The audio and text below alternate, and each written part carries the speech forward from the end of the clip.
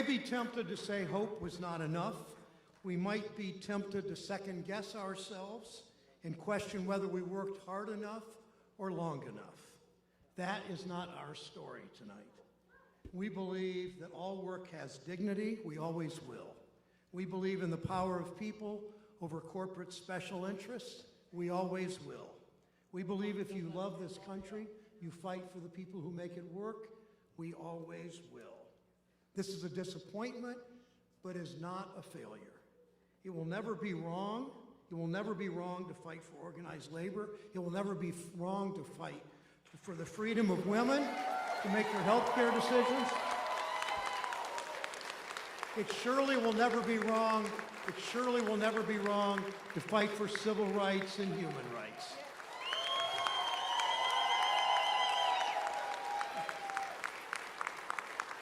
Tonight I'm sad, but I'm never giving up, and neither is Connie. No way.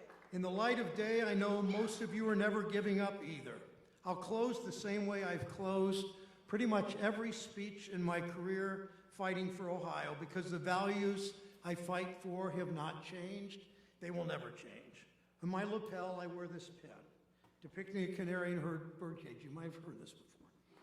It was given to me decades ago by a steel worker at a Workers' Memorial Day rally in Lorraine. You know the story. At the turn of the century, coal miners took the canary down in the mines with them to warn them of poisonous gas. The mine worker in those days knew he didn't have a union strong enough or a government that cared enough to look out for him. He was on his own. Over the last century and a half, we have done so much to change that.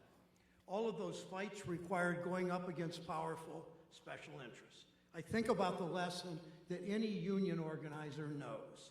They don't just give you fair wages, safe workplaces, good benefits. They don't just give it to you. You go out and take it. That's how progress is always worked in this country. Wall Street and corporations just didn't say one day, you know, people work so hard out there, we ought to have Social Security, and we ought to have an 8-hour day and time and a half and a ban on child labor. No, we fought for it, we demanded it, and we got it.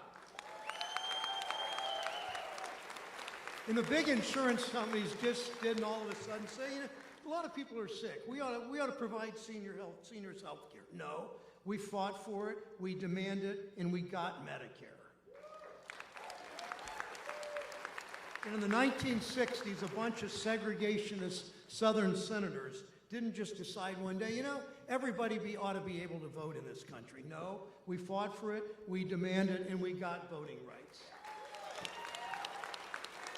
And then last year, politicians didn't all of a sudden say, you know, we really ought to stop interfering in women's personal health care decisions. Of course not. We fought for abortion rights in Ohio, we demanded it, and we got it.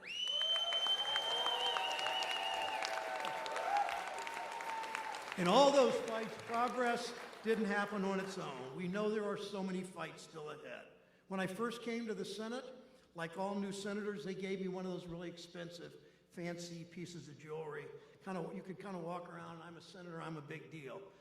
I wore it for a couple days, but it just didn't feel right, so I took it off and I put my canary pin back on. And I've worn that canary pin every day since. So tonight, nothing changes. I don't take off this pin. I'm not giving up on our fight for workers, and I know you won't either. Thank you.